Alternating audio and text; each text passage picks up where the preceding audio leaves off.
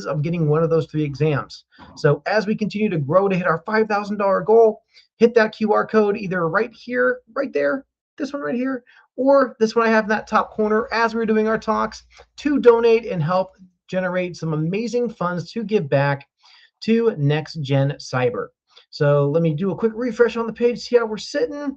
We are climbing. We are at 753. So let's keep those numbers going up as we're amazingly helping a great cause. Now, for our next presenter here, his name is David, and he is an AI security expert and security architect with CWX, a premier Google Cloud partner specializing in infrastructure and AI, and is passionate about helping organizations unlock the full potential of AI on Google Cloud Security. David specializes in building bulletproof AI solutions, covering everything from traditional applications and network security to the unique vulnerabilities of AI and ML systems. David's background includes deep experience in application programming and cloud architecture. David also shares thoughts on cloud, security, networking, and application development through his personal blog. So let's go ahead and bring David onto the channel. And David, how is it going? I am good. Thanks for having me, Andrew. A little quick correction. I'm no longer at CWX, but we'll get into that. I think over the course of the few months that I submitted the paper, things sort of transitioned, but that's all good. Thank you. And yeah, I'm super happy to be here. This is actually my first conference talk, so Congratulations. great, right? Yeah. No, fantastic, man. Call for papers are so fun, and I'm actually really excited. I obviously was snooping through the slide deck, and yeah, pretty excited to see what this one actually is going to entail. So I will give you back some time. I know we're a few minutes over, but as long as we're hitting that time mark, if we have some time after, I'll make sure we open it up for questions. And of course, I'll be posting stuff as you talk and trying to answer some questions as we go on. So without further ado, everybody, I'm going to pass it over to David. David, the floor is yours. Perfect. Thank you. Yeah, so I'm just gonna probably spend the next like 40 minutes talking about how the title is like Beyond 1999, why your threat model is failing in this agentic era. And it's a little bit less of the provocative and more like why our traditional way of doing threat modeling just doesn't really work in this new agentic era. So it's basically around all the assumptions that we've kind of thought about, like applications, trust boundaries, and attack paths. They don't really always fit in the autonomous agentic system. So that's kind of what I'm going to talk about. And it's more about updating the view and the lenses that we kind of use, and not sort of replacing the practices and the discipline we've already come to use. So if you can go to the next slide. Yeah, so a little bit about me, David Tessier. I'm a CISSP and CCSP certification holder. The new job is Director of Security Engineering at Anvil Intelligence. Essentially, we build intelligence platforms for highly secure, mission-critical systems in sensitive environments. I kind of focus on building out the security engineering practice, focusing on AppSec, DevSecOps, and all that jazz. I'm also a contributor to the Cloud Security Alliance. Recently, I served as a reviewer for their AI controls matrix. And fun fact, I am a huge spy thriller and horror movie fan, as you can probably see from my arm. It's covered in 80s horror films. And I want to bring this up because it kind of teaches us how those two genres kind of focus in on how to never underestimate your adversary, right? One teaches you never to ignore the warning signs, and the other one is kind of like not underestimating your adversary. So that kind of ties in to security and engineering, right? So, like for instance, the protagonist typically anticipates threats before everyone else, or they fail because they miss one, right? And that's kind of how threat modeling ties in, right? Um, yeah, so that's just a little bit about me. And if we can go to the next slide. Uh, Thank you. Perfect. So let's start where we are today. AI isn't something organizations are planning for anymore. It's kind of already in play, right? Last year, most of the conversations were about AI adoption. Now it's more about AI governance, right? So, for instance, McKinsey's latest research tells a pretty good story. 88% of organizations are already using AI in at least one business function, right? So it's not. So it's now become part of everyday business operations, but the important one is 62%, where they're kind of exploring or deploying AI agents, right? That's a fundamentally different class of technology. So essentially, the systems don't just generate content anymore, right? They reason, invoke tools, access enterprise data, and take action on a user's behalf, right? So while organizations are rapidly adopting these capabilities, um, 30% have reported to having mature strategy, as well as governance and controls on agentic, and nearly two-thirds say that security risks are a big target and barriers to scaling these systems. Um, so also, 62% have sort of sorry, I'm losing a train of thought here. The other thing is that we're already seeing the consequences of the adoption as well, right? Privacy incidents, sensitive data exposures, shadow AI, and identity and access challenges are being ingrained into everyday business operations. And that also ties back to Chris's talk a while ago about supply chain risks.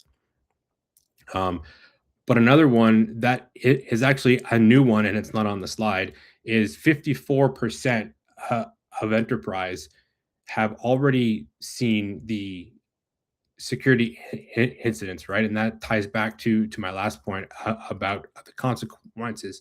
So the challenge isn't that threat modeling has stopped working, right? It's that we're not looking at it in the proper lenses. So this is what I'm going to bring up in the next few slides. So if we can jump to the next one. Thank you. So essentially, I just want to go back to what historically we've kind of been looking at, right? So for the last 20 or 30 years, our threat models have kind of been waiting for user action, right? So user clicks a button, um, uh, the application follows a predictable path, API, backend, and we can reason about how the system actually behaves. Traditional threat modeling worked effectively well in that sort of paradigm, right? But in agentic AI, that execution model drastically changes. So the user provides a goal, not every step, right? And the agent sort of decides and behaves around how that kind of works, right? So it retrieves information, invokes tools, and so on. The execution path is sort of no longer fully defined ahead of time, right? So when that execution model kind of changes, our threat model has to evolve with it. If you can go to the next slide. So this is kind of where agentic systems start to look fundamentally different, right? A request doesn't just follow a predefined workflow.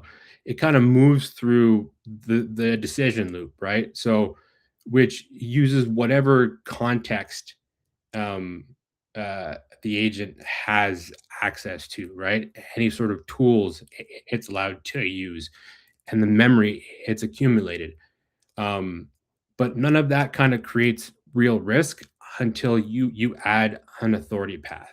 So once an agent takes an action, calls an API, modifies data, triggers a whole workflow, that decision loop has real world consequences, right? So our security questions kind of change at that point. It's no longer just is the application vulnerable. It's also what decisions can this agent make and what authority does it have to act on them? Because the threat surface is not just the code anymore. It's a combination of the context the agent has, the decisions it kind of makes, the memory it's using to make those decisions, and what authority it has to make the action done. And that's why threat modeling still matters, but it needs to evolve from analyzing static workflows to understanding dynamic decision paths. Next slide, please. So before we go a little bit deeper on this, I just want to emphasize that our legacy approach of threat modeling is not the problem. The practices we've kind of built over the last 20 or 30 years still provide a lot of value. Stride, pasta, attack trees, abuse cases. These approaches gives us a structured way of understanding threats and making better security decisions. But what's introduced in agentic systems are new considerations, right? As I mentioned, systems now make decisions, interact with tools, and retrieve context and act on behalf of a user. So we need to expand our lenses, right? So that's beyond data flows. We need to understand the decision path an agent takes.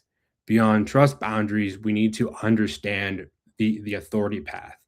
Beyond inputs, we also need to understand context and how that influences the decisions the agent makes. So the goal isn't to replace these legacy models. It's about extending or expanding our threat models for systems that can adapt and take action. So the questions are, where do we need to expand the view, and what changes when AI moves from answering just basic questions to taking action? Next slide, please.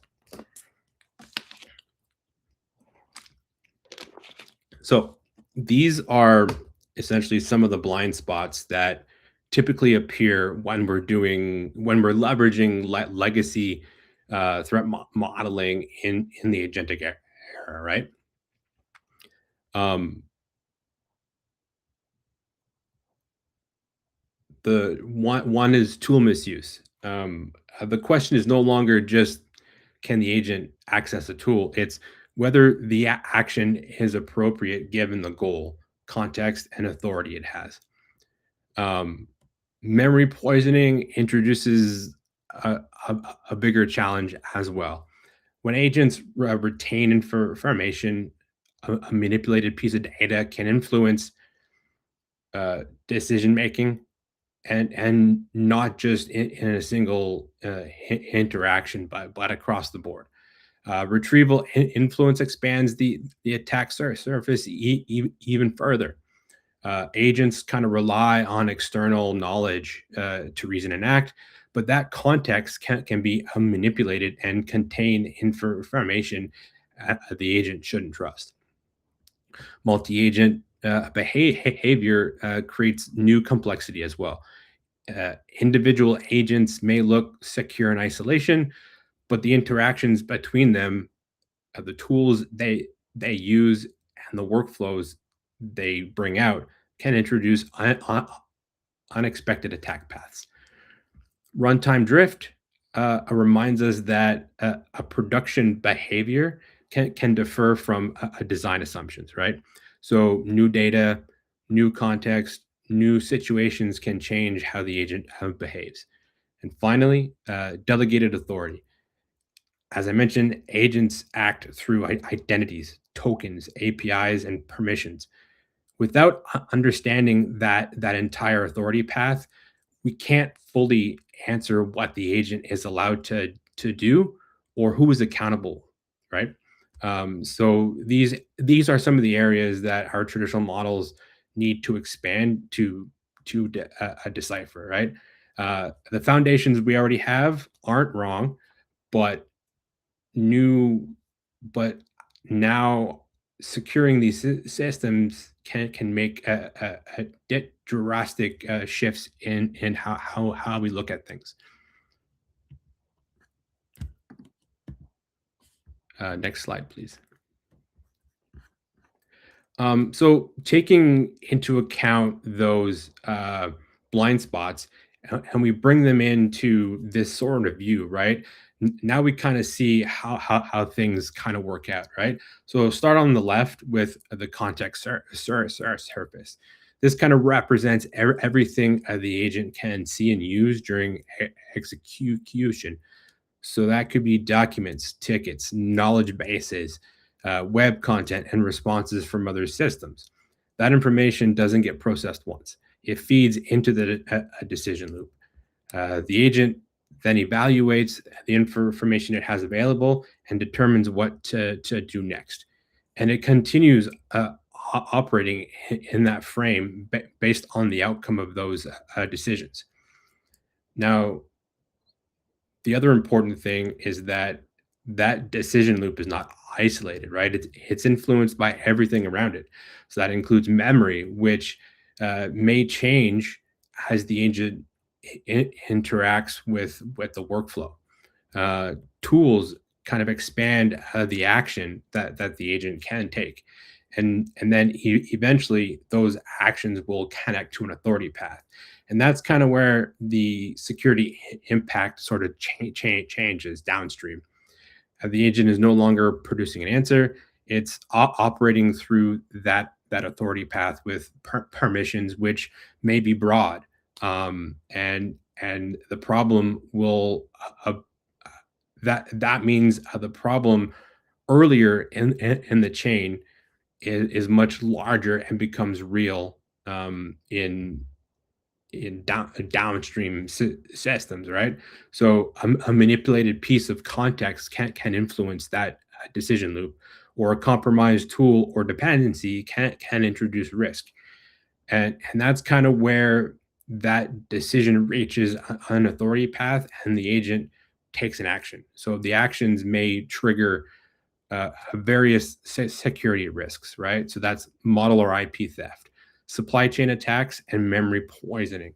So the important takeaway here is that the risk is not isolated in one box. The model by itself is not the entire threat surface, right? The threat surface is the path. So what the agent can see, how it makes choices and decisions, what it can access, and what authority it ultimately has, right? Recently, I came across a quote from Kelsey Hightower that kind of really stuck with me. He said, "An AI agent with a terminal and a credit card is just malware with a budget." Yeah, it's a little bit provocative, but I don't think it I don't think the point is that AI agents are malware. The point is that an agent can execute various things, right? It can write code, it can provision infrastructure, or spend money on your behalf, and and it becomes highly privileged piece of autonomous software. So from a threat modeling perspective, that's exactly the mindset we kind of need, right? Treat it as malware. We're no longer just protecting an application, we're modeling an actor with authority, and this flow is what turns those individual threats into real risk. So uh, think of it as like a hacker isn't behind the keyboard, right? The difference is the actions are being driven by the LLM, right? So if the agent is compromised, then bad things will happen.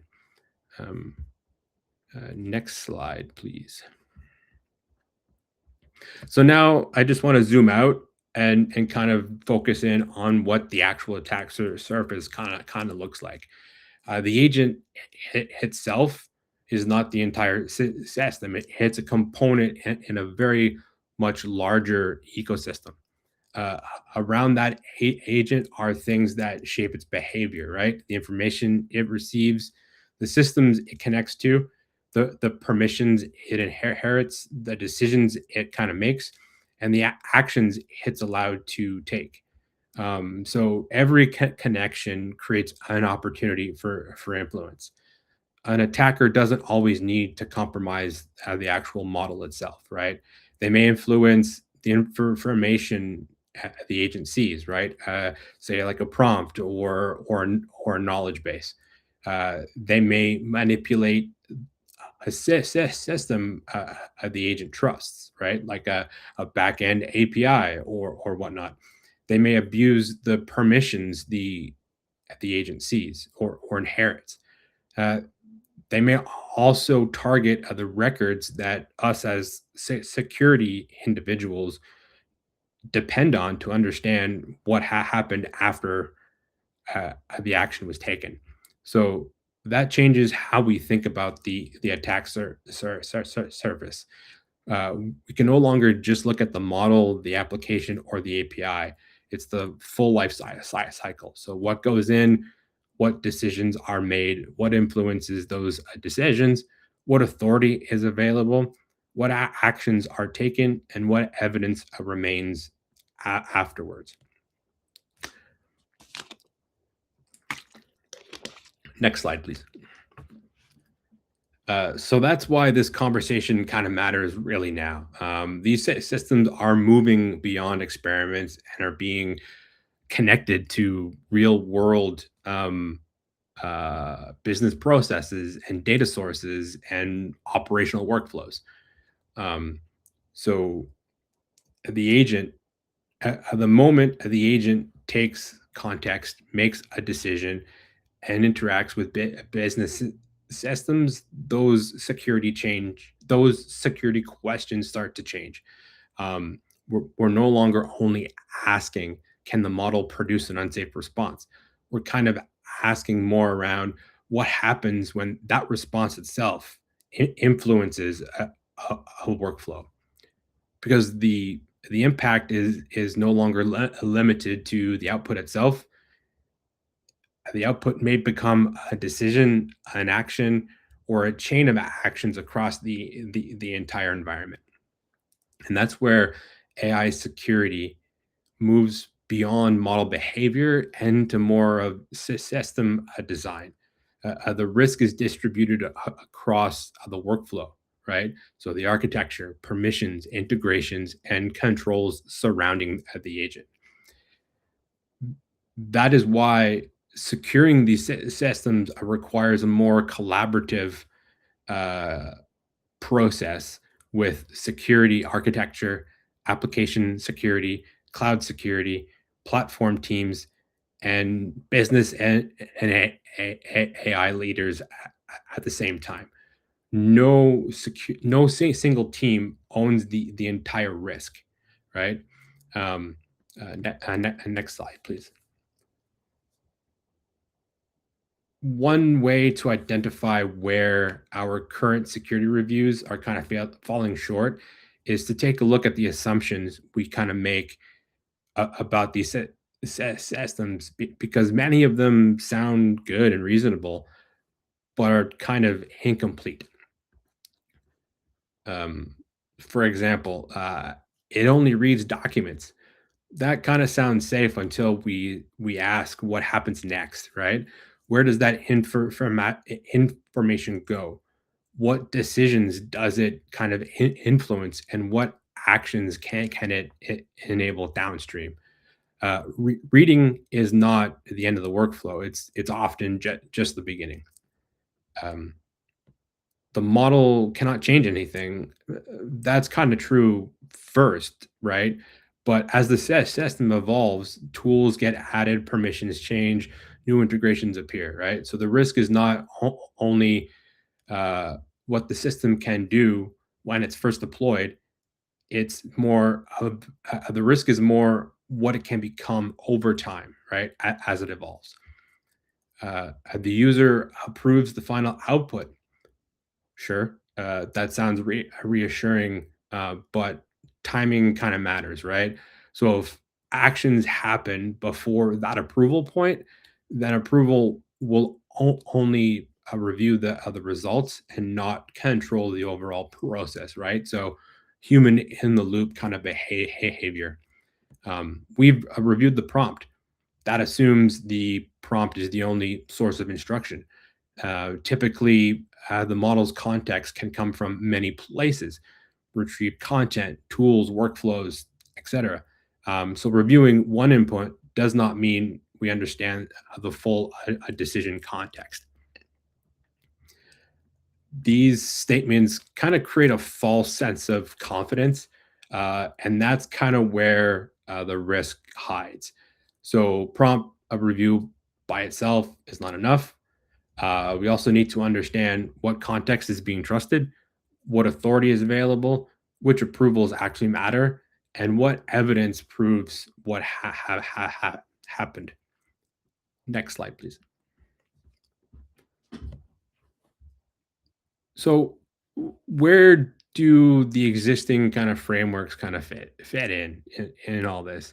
The good news is that we don't need to start from scratch. We already have strong guidance, right? The challenge is expecting a single framework to answer every question. So each one kind of looks at the problem with a different lens. NIST helps organizations govern AI risk. MITRE Atlas kind of helps us understand how attackers target AI systems. OWASP focuses on the application and implementation risks that developers need to address. And the Cloud Security Alliance AI controls matrix helps translate all of those risks into security controls that can be implemented, measured, and governed. Each of these frameworks individually are valuable. That they complement one another and together provide a strong foundation for securing AI systems. Um, but there's still one challenge, right? None of them kind of replace the need to understand how an agent actually behaves inside your system.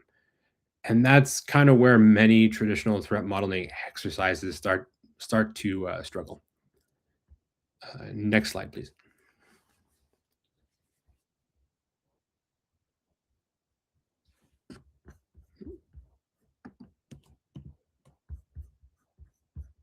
Next slide, please.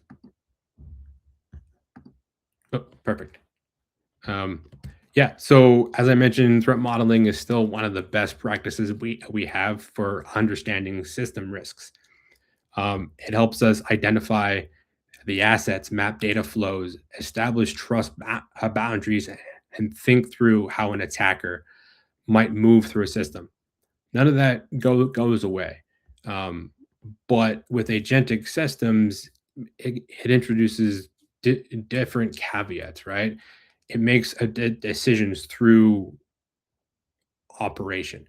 And I think that's kind of where the existing threat modeling kind of starts to feel that gap, right?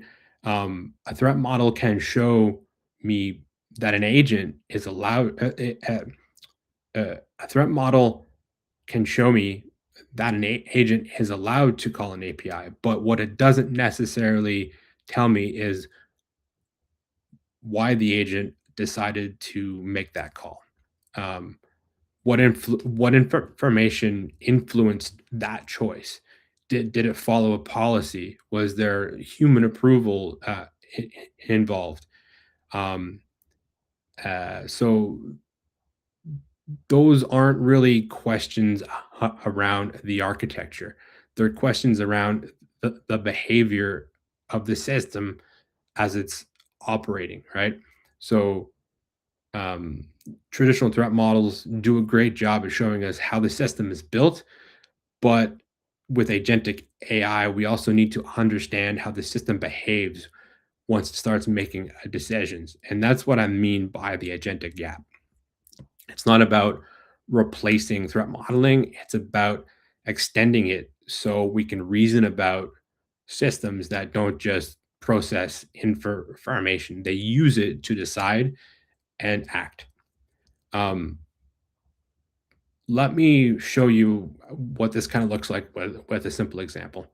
Next slide, please. So, for instance, a poison document gets added to a trusted knowledge base. The agent retrieves it, the model reasons over it, a tool gets called, an action occurs. That could be a ticket is created, or an API is called, or a record is added to a database. Um, Now, the impact shows up downstream in an operational system, right? Um, None of those steps are risky on their own. Reading a document, harmless.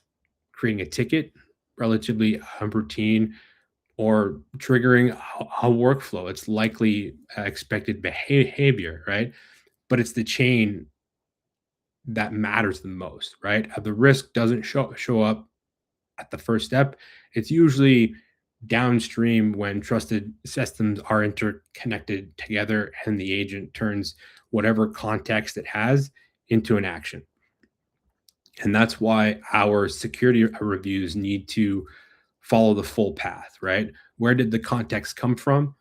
How did it influence the decision making? What tool was used or tools, MCP servers as well? What authority was used? And where would we notice if something went wrong? Another useful question is, where can an attacker influence that entire chain, and where would we notice? So this kind of leads into a principle that's critical to understand. Agentic risk is often a composition problem. Next slide, please. So this is one of the biggest shifts, is that it's not the risk is not in a single capability, it's in the combination, right? So it's the full path. So reading a document, calling an API, doing an action. Individually, none of these are unusual, uh, but together they automate an entire business process. And that's why the question is not, is this tool safe? It's, what can the system do when all of these capabilities work together, right?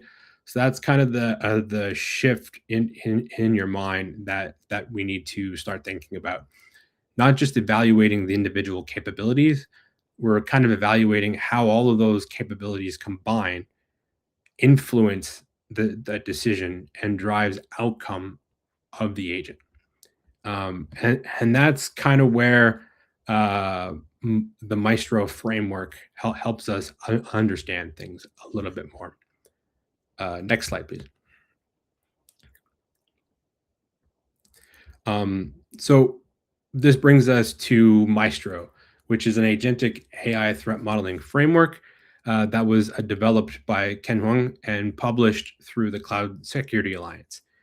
The idea behind it is pretty simple. When we look at agentic systems, we can't just look at the model. We have to understand the entire environment around the model. Next slide, please. So Maestro gives us a way to do that by looking across seven areas, right? Infrastructure, model and inference, tools and integration, memory and context, orchestration, governance and risk, and monitoring and evidence. The reason why this matters is because agentic failures rarely happen in a single place. A problem might start with a piece of context, influence a decision use a tool, and create an impact somewhere else down the chain. So Maestro gives us a way to follow that path and understand where risks can emerge. Next slide, please.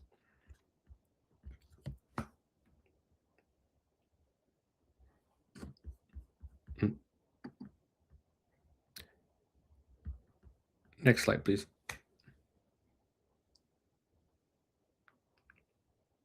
Thank you.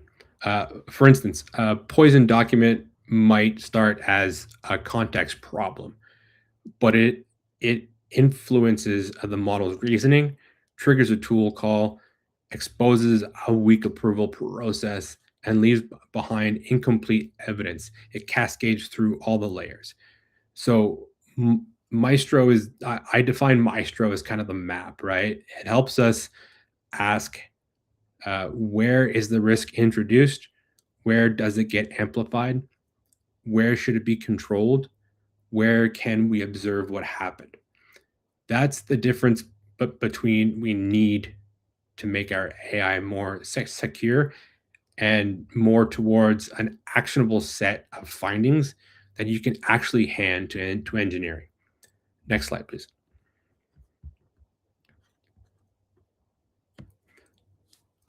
So the architecture view is useful, but the next question is how do we actually use this in a practical way?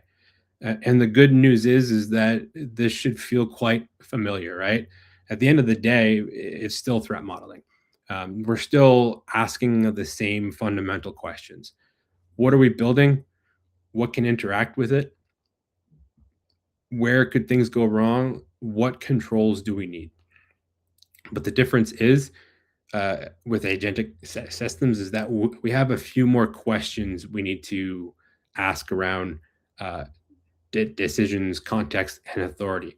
So if we're going to apply this, it looks something like this, right?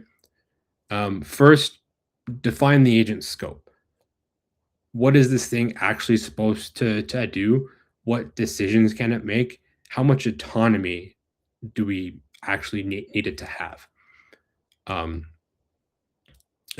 this is similar to defining trust boundaries in a traditional threat model. But now we're defining those boundaries around the agent's decision making.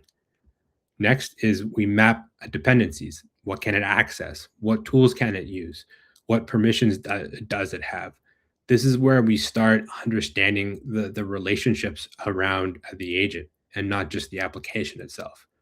Then we identify attack surfaces. We already know how to look for inputs and outputs, trust boundaries. With agents, we kind of expand that thinking to kind of understand how someone can influence the context, the decisions, the actions, and all the stuff surrounding the agent. Next, we kind of look at the workflow risk because this is kind of where things get a little bit interesting. As I mentioned, it's a chain of events. So a single action might look safe, but what happens when multiple actions are chained together? That's where the risk typically shows up. Then we evaluate the controls. Where do we need approvals? Where do we need guardrails? Where do we need better visibility or evidence to trace things back? And finally, we keep it current because as these systems evolve, new tools get added, permissions expand, workflows evolve. That threat model has to evolve with it, right? So the goal isn't to replace the traditional threat modeling practice with like Stride and Pasta, but enhance it with an understanding of what the system is connected to, understanding what those connections allow the system to do. Next slide, please. So, as I mentioned, the value of Maestro is that it provides a common way to reason about an agentic system. They span models, memory, tools, identities, and orchestration. Those components don't operate independently. The risk is always in the composition of all those things. Like traditional threat modeling approaches, the goal isn't just to identify risk, it's to produce findings that can be tied back to controls, ownership, and engineering decisions. So, what Maestro adds is a structure that's designed for agentic architecture, giving us a practical way to understand and secure these new systems. But understanding the system is only the first step. The next challenge is making sure every action is authorized before an agent can actually do the action. Uh, Next slide, please. That brings us to zero trust. The principle is simple: never trust, always verify. So we kind of already do this now with users, endpoint devices, services, workflows, workloads. Sorry, but agentic systems shouldn't be any different, right?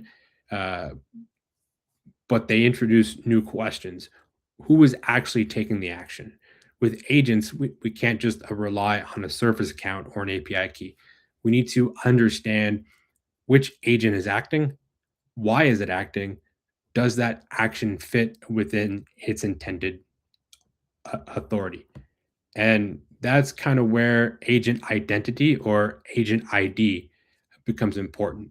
Before an agent can access a tool, data sources, downstream systems, we need to have a way to verify its identity, its scope, and its authorization. So the pattern is the agent identifies itself, the request is evaluated against a specific policy, grounded access, and an access is granted only if the identity and authority match the action being requested. So takeaway is simple: if we can't verify the agent, what it's trying to do, and what it's allowed to actually do, we shouldn't trust the action it's taking. Next slide, please. So, if zero trust is providing us that, if zero trust is about providing who is making the request before an action is taken, the next question is, what is the agent actually allowed to do? That's kind of where the authority matrix concept helps, right?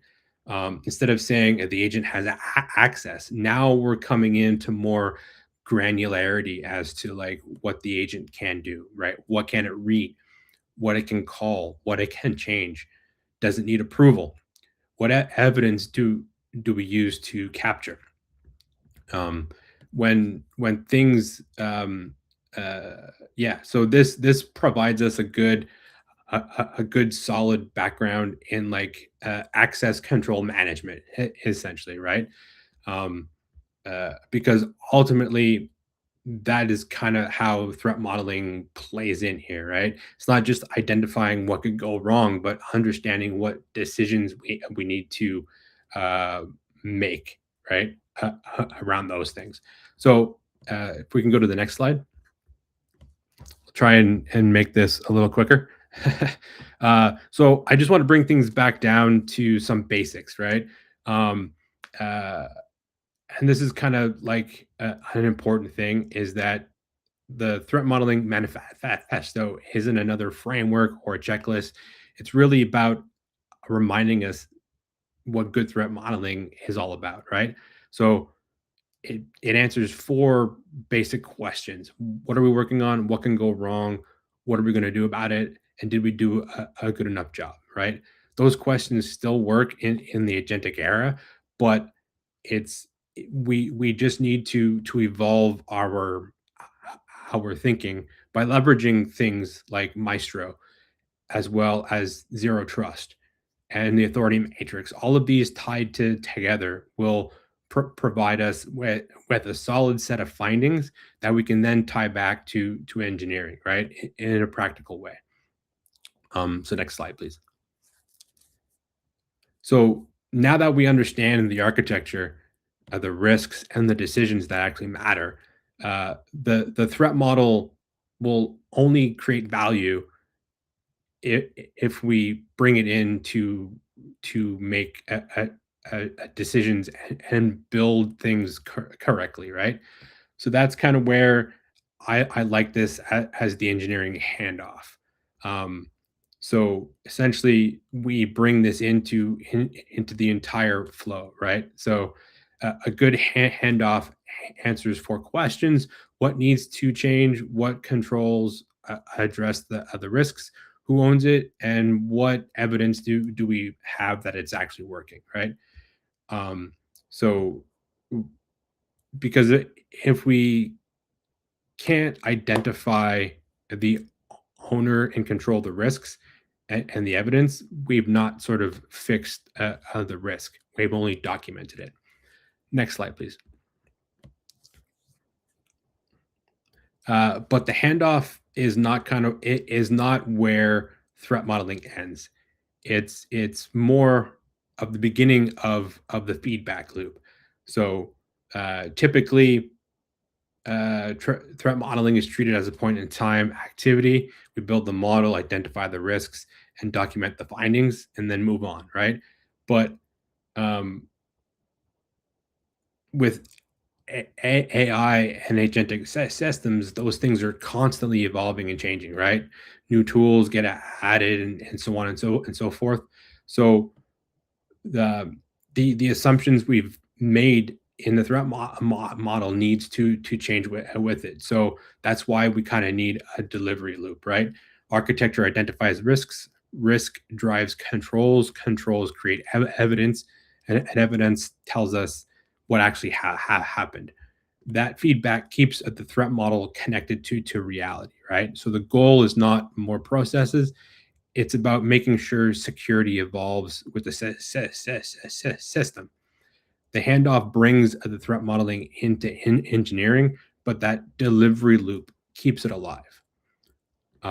Next slide, please. So that kind of brings me back to a core message, right? And the one thing I want to leave you all with, right, is that the model plus authority is the threat surface. So it's not the model alone, it's or the application alone, right? The risk comes from what the model can reach, remember, call, change, and the evidence leaves behind.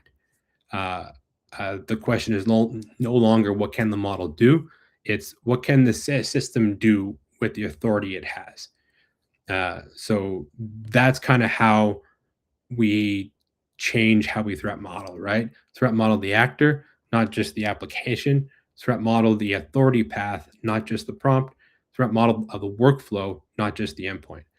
Um, uh, because with agentic AI, the risk isn't only what the system says, it's what it can do given everything around it. Next slide, please. So the key takeaways are traditional threat modeling still matters. What changes is the lenses we use, right? We need to understand the architecture and define the authority the system has and verify that authority before any actions are taken. Frameworks like Maestro help us understand the entire system. Zero Trust helps us enforce that trust a decision, enforce trust decisions. And the final step is turning those insights into controls, telemetry, and evidence. So essentially, keep the existing disciplines, update the lenses that we use, define the authority that the agent has, and then make those findings actionable with the delivery loop. Um, so yeah, so that's it. The next couple slides are just references for resources that we've spoken about in this call. And yeah, if you want to dive deeper, I'll gladly share the slide deck with you later after the call. And yeah, that's pretty much it. Awesome, David. That was a fantastic talk, man. And this was your first one? I think you're First one. lying, man. No, fantastic. I saw a few questions pop through chat. I'm gonna see if I can scroll up and find one of the ones. One was, oh man, should all orgs adopt AI? And if so, kind of like why? And I guess maybe on your thoughts real quick, what are your thoughts on that? So should all organizations adopt AI? Yeah, And very vague, open-ended question, I know. yeah. Um, so it like before, like at my previous job, I've worked in the Google ecosystem for 6 7 years, and Google is like one of the like the premier AI like cloud teams, right? And I worked with a lot of organizations that were thinking about adopting AI, right? And my thought process is you need to define the proper use cases, right, for adoption, right? Just because it's the newest thing, it's the new toy on the shelf. Everybody is just like going at it, right? Yeah. But like, what value are you going to get, right? Yep. What That and what ROI to the that business, right? R ROI is, right, based on that. So that's kind of how I would approach that. No, awesome. Another question we have is, would you suggest some best platforms to learn about cloud security? Uh, Best platforms. I mean, um, all three clouds, AWS, Azure, and GCP, have a multitude of documentation of how to use their platforms, right? I highly recommend that. Google has really good learning flows, right? Where they walk you through like a step by step of like building agentic agents with like their ADK product, right? Like if you really want to get in deep with that, Yeah. you can sign up for like a free account with Google. You'll have like 300 credits, right, to begin with, right? And just Yep. make sure you don't rack up a bill whenever you clean stuff up, shut it down after you're done, Yep. right? So yeah, and always try and stay in that free tier margin unless you're willing to blow up a cloud bill, right? So 100%, right? Unless the company's paying for it, yeah, definitely make sure the instances are turned off or in sleep when you're done. exactly. Another good question, what's one area where you would never trust an agent to act without human review? Yeah. I mean, one is I guess so when you're talking about like the biggest thing now is like coding agents, right? Um, Mm-hmm. so a lot of there's terms being thrown out there with like vibe coding and all that jazz, right? Even in my current organization, we're kind of adopting Claude, right, as part of like our developer workflows, right? It's more about creating those harnesses correctly and making sure that like you as the engineer using these tools still have a defined role to play in there and not just like give it a Yeah. command and walk away and come back in the morning and push things into production, right? um Yep. but like Exactly. changing production environments, right? That's like one thing that I highly recommend not doing, right? Yeah. Put that human in the Similar loop. to like um think of like an automated SOC, right? Like you get a finding, you have an agent that is running triaging it, right? But it shouldn't go and make any real world changes unless you have like somebody in that line kind of Yeah. reviewing what the change might be, right? Because it might blow away a database. You've seen multiple blog Yep. posts around that recently, right? So that's kind of where I would kind of avoid it. Yeah, one of my buddies is like, yeah, dude, he's like, the point where I draw the line is like the folks that like trust their CISO or their CEO or that non-technical person's like, yep, have full power access, never ask, always allow. And then like a week later, like, hey, this email went out. I didn't send that email out. Like, well, who sent the email out? And not Exactly. having that kind of view to see who's Yeah. doing what. And then another one of my buddies that like does like all the updating for his org is like, yeah, here's the thing, man. If an engineer starts erasing things, we can maybe catch it in a few minutes. When an AI agent does it, it can be instant, and 100%. it moves so much. We're talking milliseconds Yeah. compared to we can maybe see that weird behavior and do a lockdown on a user.